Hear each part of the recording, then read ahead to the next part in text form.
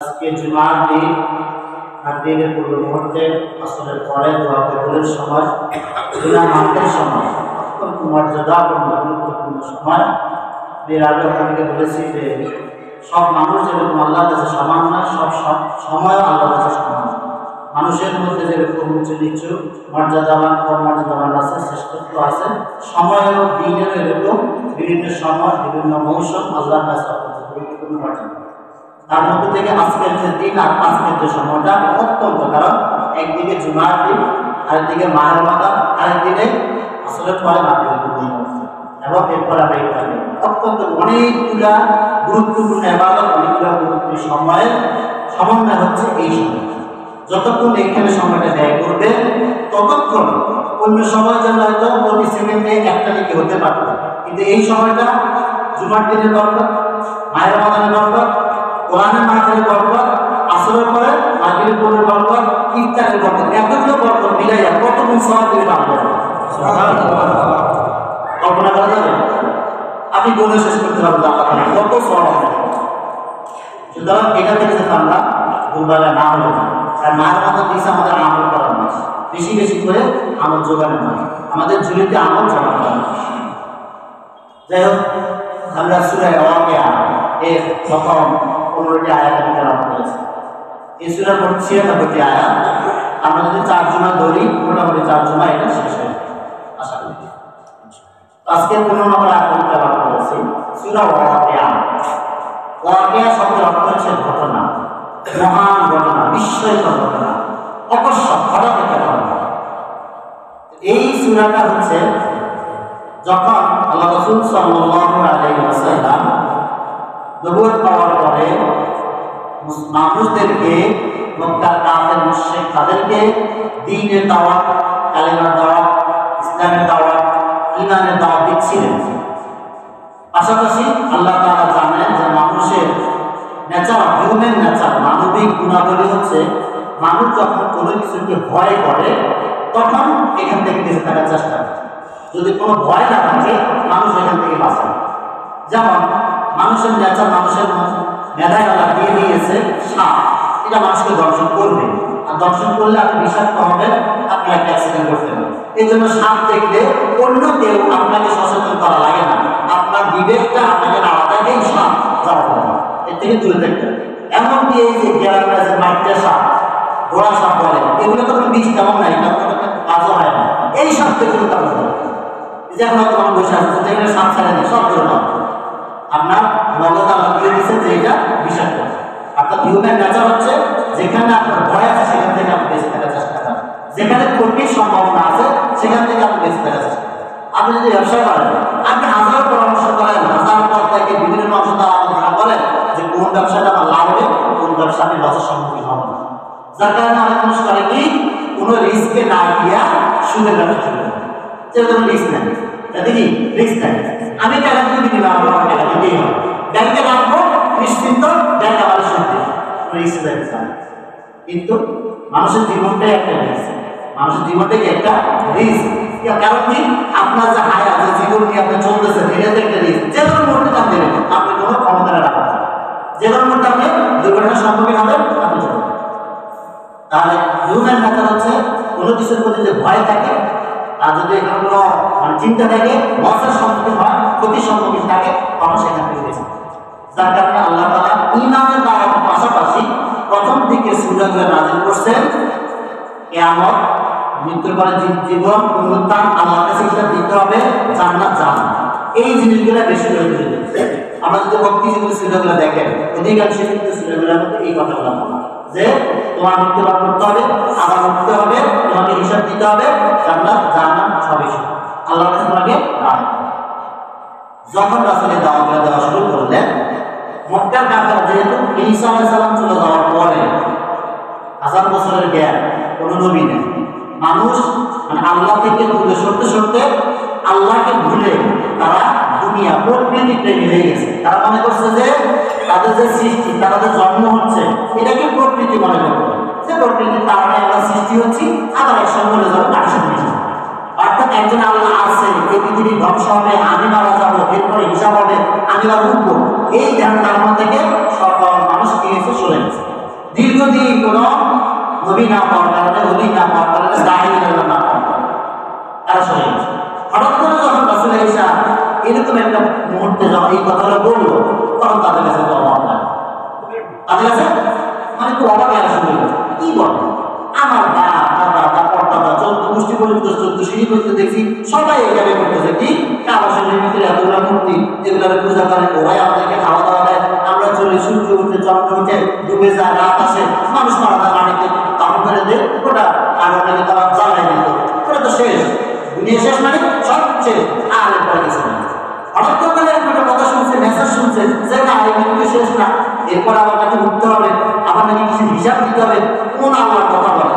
আমরা তো আল্লাহকে দেখতেছি সবাই যে কাবার ভিতরে সব খোদা, এরা নিজেরা তো মাটির তৈরি, এটা আবার কিছু হিসাব দিতে হবে, তাদের কাছে অবাক হয়ে আসে। যেমনি ভাবে আমাদের সমাজে কিছু কুসংস্কার, অপসংস্কৃতি, বেদান্তি জিনিস আছে, যখন এইগুলোর বিরুদ্ধে কোনো হক আলেম, ওরা শরীয়তের কোনো মাসালা, শরীয়ত হাদিসের ভিত্তিতে যখন একটা কথা বলে, আমি যখন দীর্ঘদিন থেকে ওরা পালন করে আসি, হঠাৎ করে বিপরীত একটা কথা শুনি, তখন একটা ধাক্কা লাগে, কারণ আমরা সহজে মানতে চাই না যে না এটা হতে পারে না।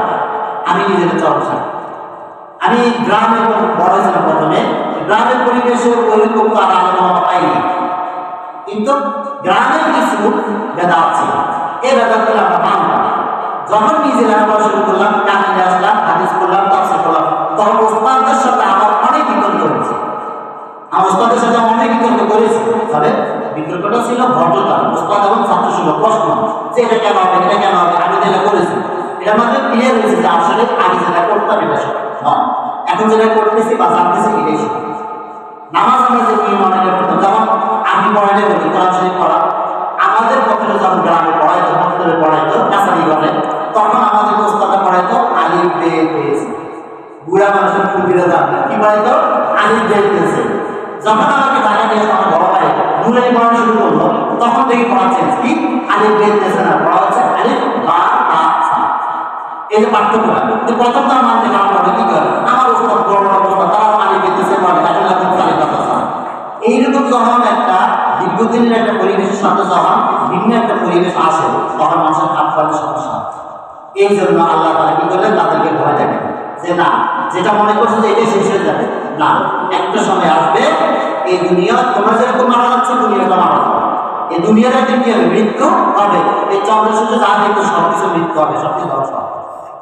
তারা মানতেছে না, তারা বিভিন্ন তর্ক বিতর্ক করতেছে কি যে আইদা বিন্না কুন্না তুরাবা ওয়া ইযামান আইনা রাসূল, আর আমরা যখন মরে যাবো মানুষের সাথে মিশে যাবো, হাড় গোড় কিছু খুঁজে পাওয়া যাবে না, কবর খুলে থাকে কিছু আছে, একটা মানুষের বাবা যে আপনি 6 মাস পরে খুলেন সেটা হাড় ছাড়া কিছু হবে, আর 2 বছর পরে খুঁজে হাড় কিছু পাবেন না, সব মিশে গেছে, এর আবার কেমন জীবিত হবে, কিসের আবার জ্ঞান হবে, তারা বিশ্বাস করতে চাচ্ছে না, তর্ক করতে চাচ্ছে না।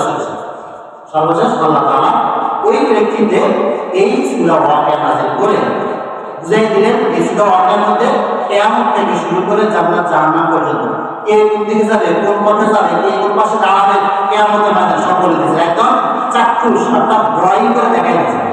কোরআনের আয়াত সূরা ওয়াকিয়ার মাধ্যমে আল্লাহ তাআলা প্র্যাকটিক্যালি দেখাই দিয়েছেন যে কে কোথায় যাবে, তার অবস্থা, তাতে মানুষের অন্তরে বদ্ধমূল হয় যে আসলে বাস্তব, তা না হলে এরকম এই জায়গায় দাঁড়াবে, ওই জায়গায় দাঁড়াবে, ওই জায়গায় যাবে, এইভাবে ক্রিয়া করা সম্ভব, বাস্তবতা না হলে সম্ভব না। যেরকম একটা বিল্ডিং এর প্ল্যান করা হয়, প্রথমে খোলা জায়গা থাকে, জায়গা থাকার পরে আর্কিটেকচার ইঞ্জিনিয়ার যারা থাকেন তারা প্রথমে মালিকের থেকে প্ল্যান ছিল আপনি কি করবেন, সে একটা ধারণা দেয় আমি এখানে একটা বিল্ডিং করবো, তখন আর্কিটেকচার কি করে ওই জায়গার মাপ নিয়ে সেই মাপ অনুযায়ী একটা ডিজাইন দাঁড় করে, দাঁড় করে এখন 3D এনিমেশন চলে আসে, 3D এনিমেশন মধ্যে করে দেখায় দেয় আপনার বিল্ডিং এর কোন রুমে কোথায় কোন কবে বসবে, কোন টাইম সব দেখায় দেয়, মনে মাছ হয়ে আসতে হয়নি, কারণ ওই জমি লেআউটটা আছে, লেআউট থাকার কারণে সে এটার উপরে সব কিছু বানায় দিয়েছে। ঠিক আল্লাহ তাআলা একটা স্ট্রাকচারাল ডিজাইন দেখালেন এই সূরা ওয়াকিয়া থেকে। তাহলে এই সূরা ওয়াকিয়াটা মূলত কিয়ামত নিয়ে, এবং আমাদের অবস্থান, কার অবস্থান কোথায় হবে, আমরা কে কোন দলভুক্ত হব, কার চূড়ান্ত কে কোথায় যাব, এই বিষয়গুলো এই সূরা ওয়াকিয়া। প্রথমে আমরা যদি পড়ি বিসমিল্লাহির রহমানির রহিম, ইজা ওয়াকিয়াতিল ওয়াকিয়া, আল্লাহ বলছেন যারা থেকে আমরা বলতেছি যে না এটা হওয়া সম্ভব না, আল্লাহ বিরুদ্ধে চ্যালেঞ্জ করতেছেন, ইজা তোমরা একটু স্মরণ করো, যতক্ষণ যে কথাটা বলছো এখন আমি যেটা বলতেছি একটু স্মরণে রাখো, একটু মনে রাখো কি ওয়াকিয়াতিল ওয়াকিয়া, সেই চরম ঘটনাটা, বিশ্ব বিস্ময়কর ঘটনাটা অকস্মাৎ হঠাৎ একটা ঘটনা পৃথিবীতে যখন ঘটে যাবে, লাইসানি ওয়াকাতিহা কাযিবা, ওই ঘটনা অস্বীকার করা, মিথ্যা প্রতিপন্ন করা, এটাকে বাদ করা, এই ঘটনাকে প্রতিহত করা মতো ক্ষমতা কারো নেই। তার মানে কিয়ামত যেদিন সংঘটিত হবে সেই দিন ওই কিয়ামতটাকে ফিরাবে, প্রতিরোধ করবে, মোকাবেলা করবে। আমাদের দেশে অনেক সময় বলে না, বন্যা আসে, প্রাকৃতিক দুর্যোগ আসে, তখন সরকারের পক্ষ থেকে ঘোষণা দেয় প্রাকৃতিক দুর্যোগ মোকাবেলায় আমরা এই ব্যবস্থা গ্রহণ করেছি। ভূমিকম্প মোকাবেলা, কি বলে মোকাবেলা মানে অসাধারণের সাথে সাথে মোকাবেলা করবো। এই যে মোকাবেলা বিভিন্ন পদক্ষেপ গ্রহণ করে, আল্লাহ বলে তুমি যত মোকাবেলা পদক্ষেপ গ্রহণ করো না কেন, কিয়ামতের আগে ঘটনাগুলো হয়তো কিছু কিছু তুমি প্রতিহত করতে পারো, কিন্তু যেই দিন এই মহাবিশ্ব ঘটনা ঘটে যাবে সেই দিন এটাকে প্রতিহত করার ক্ষমতা থাকবে। এমনকি ওটা হবে না, হয়তো চোখের সাথে দেখে ফেলবে, তখন অস্বীকার করা থাকবে, তখন তিনি স্বীকার করতে। এখন এই কয়টা মানে হলো আসলে কিয়ামত, যেটাকে বলা হয় কিয়ামতের ঘটনা। সূরা নাবাত আল্লাহ বললেন আম্মা ইয়াতাসাআলুন আনিন নাবাইল আযীম, রাসূল তারা কি আপনাকে মহান সেই সংবাদ, নাবামানের সংবাদ, ব্রেকিং নিউজ, টিভিতে আপনারা যখন বিভিন্ন সময় বিভিন্ন রকমের হঠাৎ কোনো একটা ঘটনা ঘটে যায়, যেমন ৫ আগস্টের ঘটনা, যেমন একটা ভূমিকম্পের ঘটনা, একটা অগ্নিকাণ্ডের ঘটনা, একটা বড় ডাকাতির ঘটনা, একটা অ্যাক্সিডেন্ট, তখন কি হঠাৎ করে সেটা ১২টা হবে, ১টা বা ৩টা হবে ব্রেকিং নিউজ। ব্রেকিং নিউজ মানে হচ্ছে মহা ঘটনা, এটা একটু আগে ঘটনা ঘটে গেছে এবং স্মরণীয় একটা ঘটনা। ঠিক এই নামা অর্থ হচ্ছে ব্রেকিং নিউজ, মানে মানুষের একটা জীবন স্বাভাবিকভাবে চলতেছে, হঠাৎ করে একটা ব্রেক বসে যাবে, হঠাৎ করে একটা ব্রেক বসে যাবে। এই ব্রেক বসার ঘটনাটাই হচ্ছে নাবাইল আযীম, মানে কিয়ামতের ঘটনা। কি এই যে উল্টা ঘটনা করছে, কি হবে কিয়ামতের ঘটনা?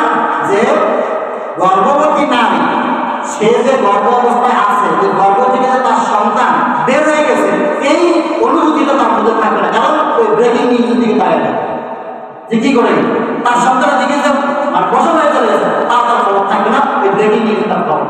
সেটা কি কিয়ামত, সেটা হচ্ছে কিয়ামত। আল্লাহ বলছে যখনই ঘটনা ঘটে যাবে প্রতিরোধ করা, অস্বীকার করা কোনো উঠতে পারবে। এখন হয়তো বিশ্বাস না করতে পারো, রঙের দুনিয়া রং লাগাইয়া, চোখের রঙের চশমা লাগাইয়া তুমি চলতেছো, হয়তো ক্ষমতার রং দিয়ে চলতেছো, মনে করতেছো আমি তো সব কিছু আর দিয়ে সাফা করবো না। না, হঠাৎ যখন ব্রেকিং নিউজটা সামনে চলে আসবে তখন অস্বীকার করতে পারবে না। আর তোমার যত ক্ষমতা থাক, অর্থ সম্পদ থাকুক, কিছুই তোমাকে আসে করতে। এখন এই কিয়ামত আবার দুই প্রকার। আমরা জানি রাসূল তাকে একটা কথা প্রচলিত আছে, রাসূল বলছেন কাল কিয়ামত, কাল কিয়ামত, আমরা কথা বলি না, মানে আগামীকাল কিয়ামত। রাসূল থেকে কিয়ামত বলছে, কিয়ামত বলছে, কিয়ামত বহুত চাল চলে গেছে, কই কিয়ামত? এই জন্য রাসূল কিয়ামত দুই মূলত, একটা হচ্ছে ব্যক্তির কিয়ামত, নফসের কিয়ামত, আর একটা হচ্ছে মহা কিয়ামত। নফসের কিয়ামত তখন মানুষ যখন মৃত্যুর মুখে পতিত হয়, সাকরাতুল মউত যখন শুরু হয় তখন কিয়ামত শুরু হয়।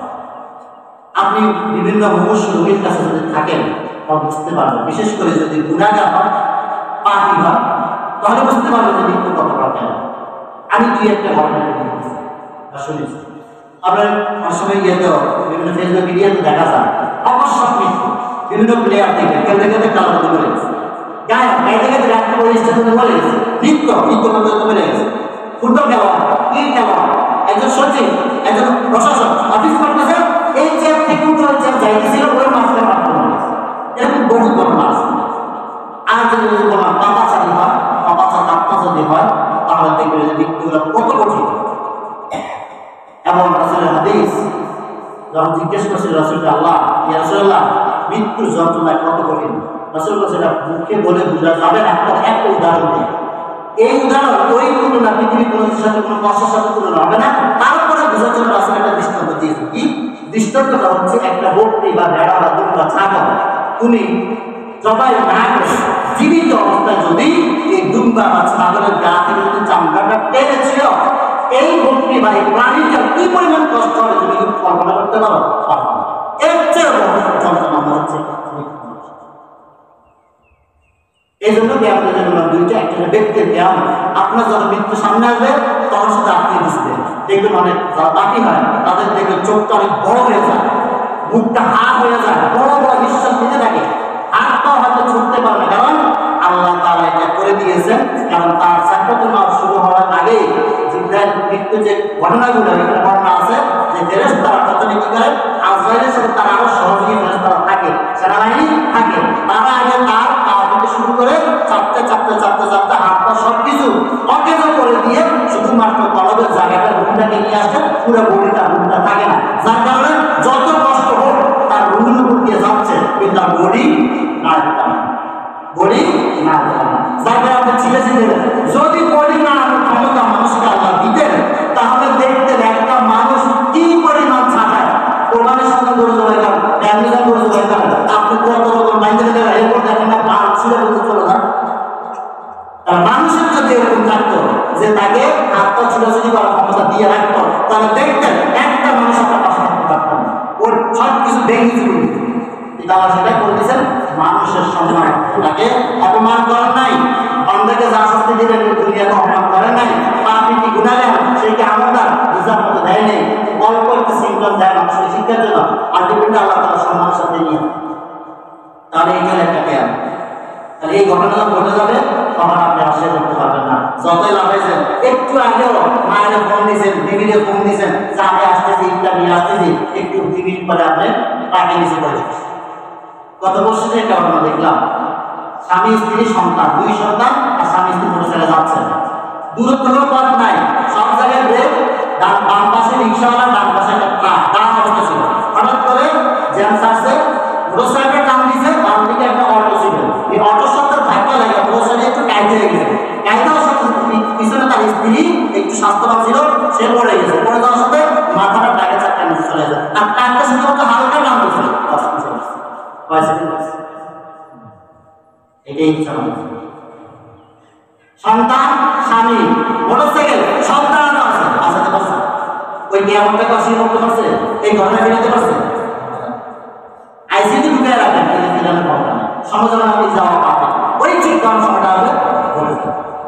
তাহলে এই হচ্ছে কেমন জীবনের আমাদের ব্যক্তিগত কেমন হচ্ছে এটা মৃত্যু, আর ফাইনালি পুরো দুনিয়া আমাদের ধ্বংস করে দিলেন সেটা একটা কেমন লাইসেন্স অকালে কাজে বা আল্লাহ এজন্য বললেন এই ঘটনা যখন ঘটে যাবে তখন এটাকে কেউ ফেলতে পারবে না, অস্বীকার করতে পারবে না, মিথ্যা বলতে পারবে না।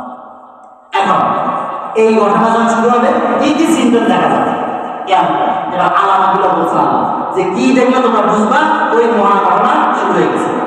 1 নম্বর খাফিদাতুর রাফিআ, এই মহাবিশ্বের ঘটনাটা, এই ওয়াকিয়াটা খাফিদাতুর রাফিআ, একবার নিচে নিলে রাফিআ আবার উঠা, খাফিদাতু মানে একটু নিচে নিয়ে যাওয়া আর রাফিআ মানে উপরে ওঠা।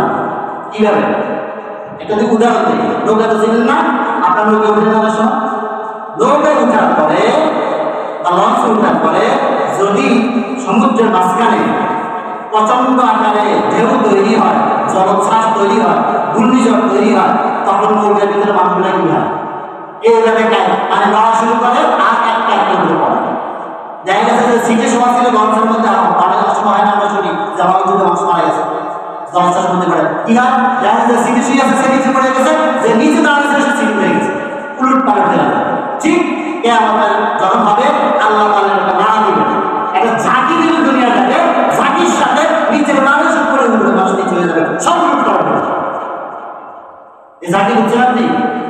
আরেকটা উদাহরণ জামগুড়ি বানানো দেখছিলাম তো, জামগুড়ি বানানা ঠিক জামগুড়ি বানানো, আপনি একটা কোর্টের ভিতরে কয়েকটা মুড়ি, কয়েকটা চামচ, কয়েকটা পেঁয়াজ, কয়েকটা কাঁচামরিচ দিলেন, সরষের তেল দিলেন, সামান্য একটা ঝাঁকি মারলেন, এই ঝাঁকির সাথে ওই কোটার ভিতরে মুড়ি, চামচ আর পেঁয়াজ আর কাঁচামরিচ সব একসাথে হয়েছে, গুঁড়া হয়ে গেছে।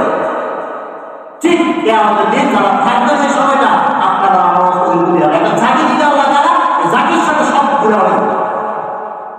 কিসের ক্ষমতা, কিসের বিশাল বিশাল রাজপ্রাসাদ, কিসের মাথা আপনার এই 100 টাকা 200 টাকা সব পুরো হয়ে যাবে। এটা হচ্ছে প্রথম ধাপ। ওই যে 3টা সিঙ্গার ফুটে বলতে না, প্রথম সিঙ্গার কাজ হবে যে মানুষ সবগুলো পাবে, কে কোথায় গেছে কোনো পাবে, এটা বলে খাফিদাতুর রাফিআ।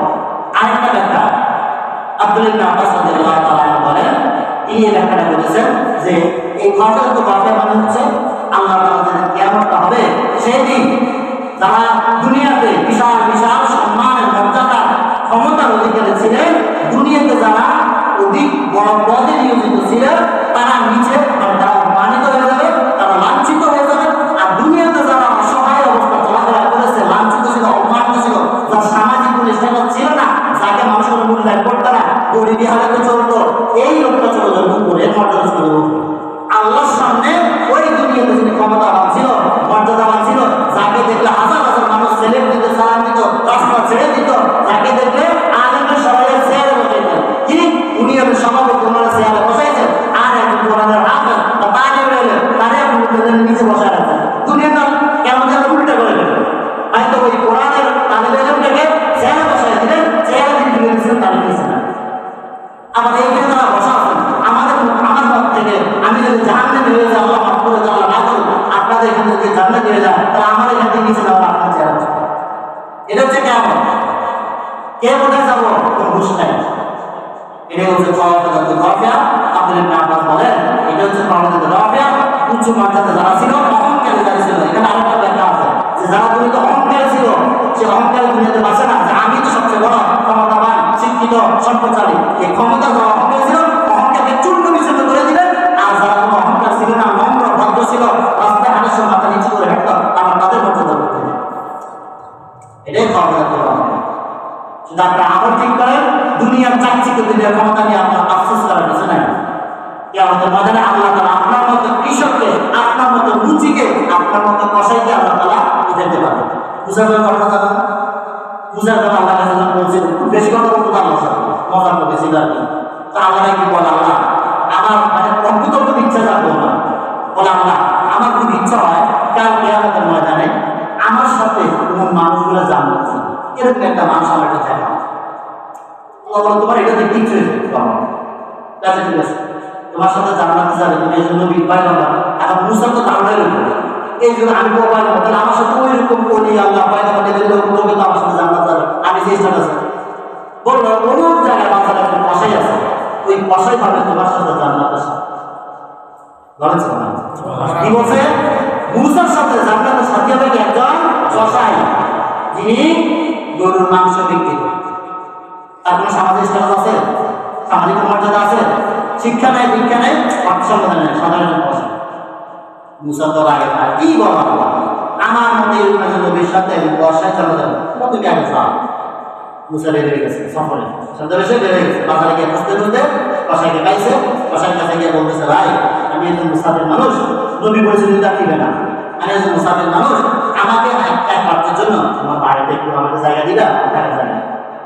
ঠিক আছে চলে, তবে একটু অপেক্ষা করতে হবে, আমি মাংস বিক্রি শেষ হলে সন্ধ্যায় বাড়ি যাবো, তখন যেতে হবে। ঠিক আছে, তারা মুসলিম দাঁড়ায় দেখলো লোকটা আর যে ব্যবসা ভালোভাবে করছে, ওজনে ঠিক মতো দিচ্ছে, মাপ ঠিক মতো দিয়া ব্যবসা শেষ, বেচা কিনা শেষ। কিন্তু যাওয়ার সময় ছোট্ট একটা টোপলা আপনার সাথে নিয়ে গেছে। এমন একটা সন্দেহ যায় কি টোপলার ভিতরে কি যাই গিয়ে ওই বাড়ি দিচ্ছে, পাশের বাড়ি দুটার বাড়ি দিয়া আমি বললাম, আমি তো গরিব মানুষ, আমার তো অত বড় বড় বাড়ি নেই, যাই আছে আমার ঘুরে গেল, ওনাকে একটা রুমে দিল, আপনি এখানে বসান, আমি একটু আমার ব্যক্তিগত কাজ সেরে আসি। বুঝলাম ফলো করতেছে, লোকটা কি করতেছে। তিনি গেলেন, ঘরে প্রবেশ করে আপনার বৃদ্ধ মাকে উঠালেন, উঠাইয়া সুন্দর করে গোসল করালেন, গোসল করাইয়া চুল করে সেটি কেটে দিলেন, গায়ে হাতে তেল লেগে দিলেন, দিয়ে ওই যে মাংসের টুকটা আনছিলেন টোপলা ভিতর করে সেখান থেকে ভালো মাংসটা বের করে গুঁড়া করে মাকে আগে খাওয়াই দেন। খাওয়াই দিয়া মাকে সুন্দর করে আবার সবাই দিলেন। এরপর আসলে মুসার কাছে যে আপনার মেহমানদারি করা, ওই যে বস্তু ছিল সেখান থেকে এরা মুসাকে দিল মেহমানদারি করা হবে। পরের দিন সকালবেলা মুসা বলল যে বুঝতে পারলাম এর তো বিশেষ কোনো আমল দেখলাম, এর তো দেখলাম যে সমাজ থেকে নামাজ পড়তেছে তাও দেখলাম না, এ তো দেখলাম শুধুমাত্র আসলো আর এই মায়ের কেমন করলো এইটুকুতেই এত মর্যাদাবান। পরের দিন সকালবেলা যখন চলে যাবে তখন মুসা ওই কষার মায়ের কাছে গেছে, গিয়ে বলতেছে, মা আমার একটা প্রশ্ন, যে আমি যদি আমার পরিচয় দেই তাহলে আপনার চারজন কিন্তু আশ্চর্যের কিছু নেই, আমি একটু আমার নিজের জানার জন্য আগ্রহ বসানে আসছি যে এই যে আপনার সন্তানটা, এই সন্তানটা এমন কি আমল করে যার কারণে আল্লাহ তাআলা মর্যাদা অনেক বাড়ায় দিয়েছে। তখন মুসা ওই কষার মা বলেন, দেখো বাবা মুসাফি, তোকে মানে আমি চিনি না, কিন্তু আমার এই সন্তানটা প্রতিদিন এরকম সকালবেলা যায়, সারাদিন কাজ করে আসার সময় আমার জন্য ভালো জিনিসটা নিয়ে আসে, নিজে হাতে রান্না বান্না করে আমাকে গায়ে পরিষ্কার করে দেয়, আমি নিজে চলতে পারি না, গায়ে আমার পেশা পায়খানা লাগে আছে, পরিষ্কার পরিচ্ছন্ন গোসল করে নিজ হাতে আমাকে খাওয়াইয়া, না খাওয়া না করে সে কোনো খায় না, আমাকে খাওয়াইয়া ঘুম পাড়াইয়া তারপর আমার সন্তানটা ঘুমায়। আমি প্রতিদিন দোয়া করি, আল্লাহ আমার এই সন্তানের খেদমতের বিনিময়ে আমি আমার এই সন্তানকে কিছুই দিতে পারবো না, কিন্তু একটা দোয়া করে আল্লাহ এই জামানার যে পয়গম্বর আছে মুসার সাথে আমার এই সন্তান তুমি আসুন। এক মায়ের দোয়া কোথায় চলে গেছে। এটাই হচ্ছে আল্লাহ উঠার কসাইকে নবীর সাথে ভেস্তে দিবেন, আবার রাষ্ট্র ক্ষমতা বেজেই আবু জাহল তাদেরকে জাহান্নামে অবতীর্ণ। এবং ওই সময় যে রাষ্ট্র ক্ষমতা ছিল কি ফেরাউন, যাবে মুসার সাথে নাকি? মুসা রাষ্ট্রপতি ছিল, ফেরাউন রাষ্ট্রপতি ছিল, তো মুসার সাথে কি ফেরাউন যাবে? ফেরাউন অবস্থা কোথায়? নীলনদে ডুবাইয়া এখন নবী করে বানাইছে যাকে দেহটা পোকা মাটাও খায় না, এত জীবিত এত লাঞ্ছিত যে পোকা মাটা পর্যন্ত তার দেহটাকে খায়। এটাই হচ্ছে প্রবলেম। তাহলে আপনি আমি যত সাধারণ মানুষের যদি আমার আপনার আমল ওই লেভেলে যায়, তাহলে আমরা একজন নবীর সাথেও কি হতে পারি, আমাদের আশঙ্কা। এরপর আল্লাহ বললেন ইজা উজ্জাতিল আবসার, এটাই শুধু শেষ নয়, এই যে উল্লেখ পালন করলাম করার পরে ঘটনা দেখার পর তবে হওয়া দ্বিতীয় ঘটনা উজ্জাতিল আর গোলাজ্জা, এই জমি যে জমি তুমি দাপট করে চলো, যে জমিনে তুমি অসংখ্য ভাগ চাষাবাদ করেছো, কৃষি কাজ করেছো, জমিনের উপর দিয়ে বিশাল বিশাল গাড়ি চাকা চালাইছে, করেছো, এই জমিনটাকে এমন ভাবে প্রকম্পিত করা হবে এই জমিনটা পেটে চোর করে ফেলবে। এই জমির মধ্যে কি হবে? ভূমিকম্প তৈরি হবে। এখন তো ভূমিকম্প কোনো একটা এলাকা তখন সারা বিশ্বে একত্রে একটা ভূমিকম্প তৈরি হবে। এই ভূমিকম্পের মাধ্যমে পৃথিবীর যা সম্পদ আছে সব কিছু ধ্বংস হয়ে যাবে। এমনকি যে বিশাল বিশাল পাহাড়, যে পাহাড়টা আমরা বলতে পারবো আর দাদা পাহাড়গুলোকে আমি প্যারা হিসেবে বানিয়েছি জমিকে স্থির রাখার জন্য, কারণ এই জমিটা আছে পানির উপরে, এই জমি নিচে কি পানি, আপনার কল বসানো ডিস্ট্রিক্ট বসানো, এই যে 200 ফুট নিচে পানি, তার মানে কি এই পুরো জমিটা এত লক্ষ কোটি কোটি টন ওজনের মাটি কিসে করে? পানির উপরে বানিয়ে। তো এই জমিটা নড়তেছিল, আল্লাহ তাআলা পাহাড় বানায় প্যারা দিয়েছে যাতে জমি না বাড়ে। সেই দিন ওই যে মহা ঘটনা যেদিন ঘটবে সেই দিন এই জমিনটা এমন ভাবে ভূমিকম্প হবে, কিসের 7.5 বা 8 পয়েন্ট স্কেলে এমন স্কেল দিবে পৃথিবীর সকল সম্পদ আর এই পাহাড়গুলো ছিল সব ধ্বংস। কি ঘটবে আপনার সামনে আপনি কল্পনা করতে পারেন? শুধুমাত্র একটু কল্পনা করেন। যদি কেউ দেখে থাকেন, যে আমি নিজের চোখে একটা দেখেছিলাম ভূমিকম্পে, যে ভূমিকম্পে একটা বিল্ডিং কিভাবে ধসে পড়ে আর কিভাবে মানুষের মৃত্যুগুলো হয়। সেই 2005 কি 6 সালে না 7 কি 8 সালে সাভারে আনন্দবাজার নামে একটা কথা বলেছিল, অনেকে জানেন। আমি নিজেও দেখে গেছিলাম। আমি ইউনিভার্সিটি লাইফে স্কাউটিং করতাম। স্কাউটিং একটা সেবামূলক সংগঠন। এই স্কাউটিং এর কাজ ছিল, আমাদের একটা ট্রেনিং ছিল এই ভূমিকম্পে, আর তখন ভূমিকম্প বেশি হচ্ছিল। সরকার থেকে এই যে সেনাবাহিনী ফায়ার সার্ভিসের মাধ্যমে ট্রেনিং ব্যবস্থা করা হয়েছিল। আমি সেই ট্রেনিং করেছিলাম। যেদিন আমাদের ট্রেনিংটা শেষ, পরের দিন শুধুমাত্র আমাদের চূড়ান্ত মরা হবে। ওই রাত্রে ওই দিনে এই রান্নার বাজারটা বসে পড়ে, যদিও সেটা ভূমিকম্প ছিল না, কিন্তু এই রান্নাটা বসে পড়ে। আমি নিজে পরের সকালে খবর আসতে ওইখানে গিয়েছিলাম। বাইরে মানুষের মৃত্যু যে কি কষ্ট আপনি কল্পনা করতে পারবেন না যদি চোখে না দেখেন। একটা মানুষ একটা সেকেন্ড করে কিভাবে মারা যায় আমার নিজের চোখে আমি দেখেছি 3 দিন ধরে, কিন্তু কিচ্ছু উপায় নাই। এই যে বলছে ঘটনা ঘটে যাবে, কিছু করতে পারবে না, তার বাস্তব প্রমাণ করি আমরা। এরা আমার কাছে ধ্বংস হওয়ার পরে সামনের দিক থেকে সবাই উদ্ধার করতেছে, পিছনের দিক থেকে ছিল পুরা জলাশয়ের মতো ডোবা হতো, এখানে ব্যাগ কাটে, এখানে যাওয়া যায় না, বিল্ডিং এর উপর দিয়ে আসতে হয়। ওটা ছিল 7 তলা 10 তলা বিল্ডিং, হয়ে গেছে 3 তলা। দেখেছে কয়তলা? 3 তলা। বাড়াতে যাওয়ার ক্ষমতা নাই, অর্থাৎ হাইটেই এখন 3 তলা উঠে যায়, সিঁড়ি ছাড়া এই পর্যায়ে চলে গেছিল বাজার। আমি ভিতর দিয়ে গিয়ে একটা ছাদের নিচে ঢুকছিলাম, হয়তো 50 বা 70 তলা ছাদ। ছাদের নিচে ঢুকে মানুষ ডাকতেছিলেন যে কেউ আসেনি, কেউ আসেনি। একটা লোক সাড়া দিয়েছিল, ভাই আমি ভিতরে আসি। কিভাবে আসেন আপনি, কি অবস্থা আপনার বলেন তো? বলছে ভাই আমার পুরো বডি ফাঁকা, বডি কোথাও কোনো আঘাত নাই, কোনো কিছু চাপ নাই, আমার শুধু এই মাথাটার উপরে আপনি যে মেশিনে কাজ করতো ওই মেশিনের শুনছে ভূমিকম্প হইলে কোনো কিছু নিচে চলে যাওয়া, কিন্তু এই মেশিনের নিচে মাথাটা দিয়েছিল, চাপে চাপে মেশিনে তার মাথা উঠেছে। বলছে আমার মেশিনটা যদি আমার মাথার উপরে পড়ে আছে, এই মেশিনটা যদি একটু সরানো হয় তাহলে আমি বেরোয় যেতে পারি। এখন মেশিনটা এমন ভাবে আছে, এই মেশিনটা ওই যে দেওয়াল যত বিল্ডিং যত চাপতেছে আস্তে আস্তে, মেশিনের চাপ পাঠতেছে, তার মাথা আস্তে আস্তে চাপ পাচ্ছে। প্রথম দিন কথা বললাম, তাকে পানি দিলাম, সে পানি খেয়ে বলো ভাই সেটা তো আমার একটু উঁচা করলে বেশি না, আপনি যদি 1 মিটার বা 22 ইঞ্চি উঁচা করতে পারলে জায়গাটা আমি অনেক বেরোতে পারি। আমি রশি দিয়ে আমি ফায়ারসার্ভিসকে বললাম যে ভাই এই আধুনিকার এখানে আছে, এখানে একটা লোক আছে, এখন এদিকে বেরোর কোনো সুযোগ নেই, ওইখান থেকে ঘুরে ঘুরে ঘুরে করে নিচে গিয়ে বের করতে। এখন তাদেরকে মারতে তারা খোলা শুরু করলো, 3 দিন লাগছে। ক্ষমতা দেখান, বিল্ডিং বানান, কত কোটি টাকা খরচ করে, সুদ করে, ঘুষ নিয়ে কি করবেন বিল্ডিং দিয়া? বানাইছেন তো বিশাল অট্টালিকা, টাইল লাগাইছেন, পাথরের ডালাই দিচ্ছেন যাতে ভূমিকম্প না ভেঙে পড়ে। কিন্তু আল্লাহ বলছে যে আমার তোমাকে যখন মনে যাবে তুমি হারাতে পারবে, যত বড় শক্তিশালী হবে, তখন হবে কি হবে? বিপদের কারণ হবে। যদি টিনের কথা এটা সহজে এটাকে বের করা যেত, টিন টুন টাইনে করা যেত, বিল্ডিং হওয়ার কারণে আপনি আপনার হাতে তো ক্ষমতা নেই। তারা তাদের বিল্ডিং দিয়ে ফুটে করে 3 দিন সময় লাগছে। দ্বিতীয় দিন আমি তার কাছে গেলাম, কি অবস্থা? তখন কথা বলতেছিল, বলতেছে ভাই আমার কষ্টটা আমি আপনারা বুঝাতে পারবো। আমার যদি একসাথে আমি পড়ে মরে যেতাম, আমার কলার যদি কাজে যেত, তাও আমার কষ্ট ছিল না। কিন্তু এই যে 1 সেকেন্ড করে বুঝেন 3টা দিনে কতটা সেকেন্ড হয়েছে, প্রতি সেকেন্ডে 1 সেকেন্ড করে তার কষ্ট বাড়তেছে, চাপ বাড়তেছে। এই মৃত্যু যন্ত্রণা বোঝার মতো ক্ষমতা আমাদের আসলে কলমে আছে। এটাই বলে কিয়ামত। এই যে যা আমাদের হাতে ঘটে যাবে, কিছু করতে পারবে না। এই লোকটা একটু আগে পিছিয়ে আর একটু বলে কি হচ্ছে, তারা খাওয়া দিলাম, পানি দিলাম, খাইলো। 3য় দিন গেলাম সকালবেলা, ভাই এই সময় কথার আওয়াজ প্রায় বন্ধ। অনেকক্ষণ টাকা পড়া করলো যে ভাই আপনারা কিছু পারেন না। বিশ্বাস করুন আমি মনে চাইছি যে একটা কেরানা নেয়া যে কোনো ভাবে আলাদা অভাবে সত্যি, কিন্তু আমি সত্যি দেওয়ার একটু বিচার করে 3য় দিন দুপুরের পরে গিয়েলাম, তার জায়গায় পৌঁছাইছে। ইতিমধ্যে তাকে যখন বের করছে, তার মাথাটা এরকম বড় একটা মাথা এরকম মিশে গেছে, এই 2 হাত যেরকম মিশে গেছে এরকম মিশে গেছে। এখন বলেন কি কষ্টটা পাইছে? এই লোকটার বাড়ি রংপুর। আমি তখন ঢাকা থাকি, রওনা দিতে পারছিলাম। এরপর থেকে আমার মৃত্যু ভয়টা এত লাগছে, আমি এর জন্য মানে খুব বেশি সময় বলে থাকি যে আল্লাহ, আমরা আসলে এই দোয়াটা করতেন, আল্লাহুম্মা ইন্নী আউযু বিকা মিন সাকরাতিল মাউত।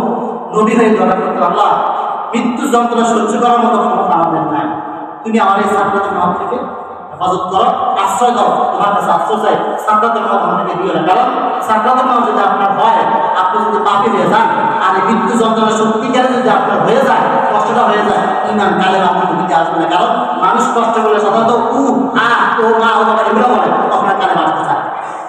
আজ স্বাভাবিকভাবে হবে তখন তার কালেমা আসতে চায়। এই জন্য সাকরাতুল মাউত থেকে আসে, এটা বলে মৃত্যু, এটা বলে কিয়ামত। এই যে কিয়ামত কি, এটা দেখা যায় না, এই সমস্ত ঘটনাতে দেখা যায় যে কিয়ামত কাকে বলে। যদি বললাম ব্যক্তির একটা কিয়ামত, এই লোকের 3 দিন যাবত কি কিয়ামত গেছে, শুধুমাত্র সেইগুলো চাকরি গেছে। আমরা যতই বলি সেগুলো তো আমরা মাথা মাথা এরকম শুধু একটা ঘটনা বললাম।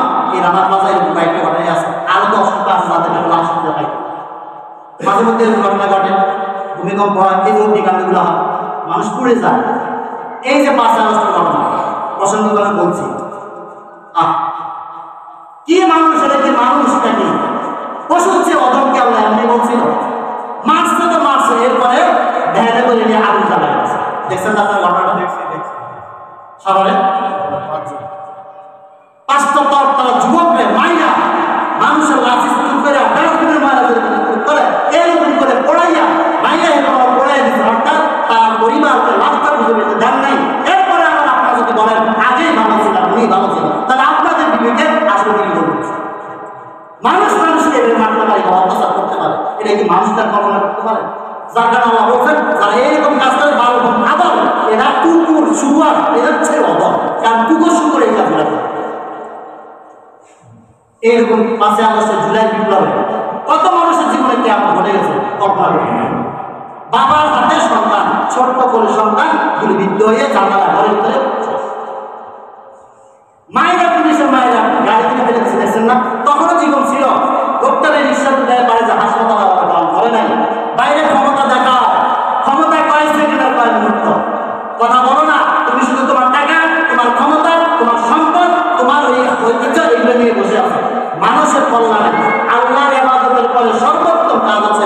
মানুষের কল্যাণে কাজ করা, প্রাণীর কল্যাণে কাজ করা, জীবের কল্যাণে কাজ করা, এর চেয়ে বড় কথা নাই। যার কারণে একজন বেশ্যা নারীও একটা কুকুরের সেবা করে জান্নাতে গেছে। ঘটনা জানেন? সহিহ হাদিসের ঘটনা। একটা বেশ্যা নারী সে একটা কুকুরের সেবা করে জান্নাতে গেছে। আপনি যত তাহাজ্জুদ গুজার হন, তারপর আল্লাহ করে রাতে যদি মানুষের হক, প্রাণীর হক আদায় না করেন, জান্নাত আপনার পাবেন। এটা হচ্ছে আমার পাবে। আল্লাহ সেটাই বুঝাচ্ছে, কেমন ঘটনা করবে এর হাজারো দৃষ্টান্ত দুনিয়াতে আছে। তারপরে তোমরা কেন বিশ্বাস করো না যে কিয়ামত আসবে, তোমার জীবনে আসবে? সুতরাং কিয়ামতের প্রস্তুতি আমাদেরকে নিতে হবে। অবস্থাতের জিবাল বাসা যেটা বললাম, পাহাড়গুলোকে এমন ভাবে ধ্বংস করা হবে, ধুলাবালু বালু ফু দিলে যেরকম ঘুরে, এই পাহাড়গুলো এরকম ধুলার মতো উঠতে থাকে, সব চূর্ণ বিচ্ছিন্ন হবে। এগুলো সব গুলি করার এত বিশাল বিশাল পাহাড়, লক্ষ লক্ষ মাইল যে পাহাড় আর পাহাড় দেখতে পাচ্ছেন, সব মরুভূমি গুলার উপরে এই যে কয়টা বললাম, একটা হলো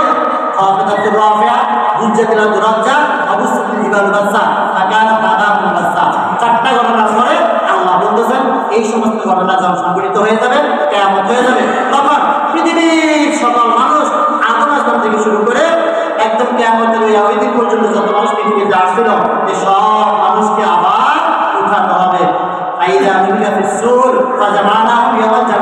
যখন সেই সিঙ্গা ফুদা হবে, লাস্ট সিঙ্গা, তখন আবার সব গাছের তারা মতো উঠতে থাকবে। উঠার পরে তিনটা দলে বিভক্ত হয়ে যাবে। আমার পৃথিবীর মানুষ কিয়ামতের ময়দানে কয়টা দলে ভাগ হবে? তিন দলে ভাগ হয়ে যাবে। কে কোন দলে যাবে দেখেন। আল্লাহ বলছেন অকুন্তুম আজওয়াজ সালাসা, তোমরা তিনটা দলে ভাগ হয়ে যাবে। আসহাবুল মাইমানাতি এক নম্বর দল, এটা হচ্ছে ডানপন্থী দল। এক নম্বর দল কি? ডানপন্থী দল। ওমা আসহাবুল মাইমানা, আর ডানপন্থী যারা হবে তারা হবে ভাগ্যবান, তারা হবে ভাগ্যবান, পুণ্যবান, সৌভাগ্যবান। এরপরে বলা হয়েছে ওয়াসহাবুল মাশামাতি মা আসহাবুল মাশামা, দ্বিতীয় দল হবে বামপন্থী দল। এরা হবে দুর্ভাগ্য, হতভাগ্য, পীড়িত লাঞ্ছিত। তৃতীয় দল হবে ওয়াসাবিকুন, অগ্রগামী দল, স্পেশাল দল। এখানে কত দল কথা বলেছে? তিনটে দল। অকুন্তুম আজওয়াজ সালাসা, তিনটে দলে ভাগ হয়ে যাবে। এক নম্বর ভাগ ডান দিকে, দুই নম্বর ভাগ বাম দিকে, আরেক নম্বর ভাগ সামনে। অর্থাৎ কোথায়? কিসের ডান, কিসের বাম, কিসের সামনে? কিয়ামতের ময়দানে আল্লাহ তাআলা তার যে আরশ কায়েম করবেন, তার যে বিচার, আহকামুল হাকিমিন, তিনি যে কুরসিতে বসে বিচার ফায়সালা করবেন, তার এই আরশের সামনে পৃথিবীর সকল মানুষকে একত্রিত হতে হবে। হওয়ার পরে তিনটা ভাগ হয়ে যাবে। এক দল থাকবে আল্লাহর আরশের ডান দিকে, এক দল থাকবে আল্লাহর আরশের বাম দিকে, আর এক দল থাকবে আল্লাহর সামনাসামনি সরাসরি। তাহলে সবচেয়ে ভাগ্যবান কারা? যারা সরাসরি আল্লাহর সামনে, তিন নম্বর দল, যারা সরাসরি আল্লাহর সামনে। এখন ডান বাম কারা, সামনে কারা? তাফসীরে বলেন, ইবনে কাসীর বলেন, তিনি একটা ব্যাখ্যা করেছেন, ডান দিক বলতে এই ডানপন্থী যারা হবে তারা হচ্ছে আদম আলাইহিস সালামের ডান দিক থেকে যারা সৃষ্টি হয়েছিল, যাদের আমলনামা কিয়ামতের ময়দানে ডান হাতে দেওয়া হবে, এরাই হচ্ছে ডান দিকের দল। এরা আরশের ডান দিকে যাবে। আদম ইসলামের ডান দিক থেকে তৈরি, আল্লাহ তাআলা তার আমলনামা ডান হাতে দিবেন, এই ব্যক্তিরা আরশের ডান দিকে যাবে। দ্বিতীয় বাম দল, তারা আদম আলাইহিস সালামের বাম দিক থেকে তৈরি, তাদের বাম হাতে আমলনামা আসবে, এরা আরশের ডান দিকে। আর সামনে থাকবে ওয়াসাবিকুন সাবিকুন, অগ্রগামী, স্পেশাল দল। এরা মিনান নাবিয়িন ওয়াস সিদ্দিকিন ওয়াস শুহাদাই ওয়াস সালিহিন, নবী, সিদ্দিক, শুহাদা, সালিহিন, এরা হচ্ছে সামনে যাবে। এর অনেক ব্যাখ্যা আছে, সংক্ষিপ্ত বলি, সময়টা শেষ। যে ডান দিকের দল, যারা আদম থেকে শুরু করে কিয়ামত পর্যন্ত যত মানুষ পৃথিবীতে আসছে, এদের মধ্যে থেকে যারা ডানপন্থী, সর্বাবস্থায় তারা ডানের পক্ষে ছিল, কোরআনের পক্ষে ছিল, ইসলামের পক্ষে ছিল, সত্যের পক্ষে ছিল। যখনই সত্যের দাওয়াত তার কাছে পৌঁছেছে, বিনা বাক্যে সত্যের দাওয়াত গ্রহণ করে নিয়েছে। এইটা হাদিস দ্বারা প্রমাণিত। আম্মা জান আয়েশা সিদ্দিকা রাদিয়াল্লাহু তাআলা আনহা, তিনি একদিন বলেন যে রাসূলুল্লাহ সাহাবীদেরকে প্রশ্ন করলেন যে তোমরা কি জানো আমার সাবিকুন আসহাবুল ইয়ামিন কারা, তোমরা কি জানো?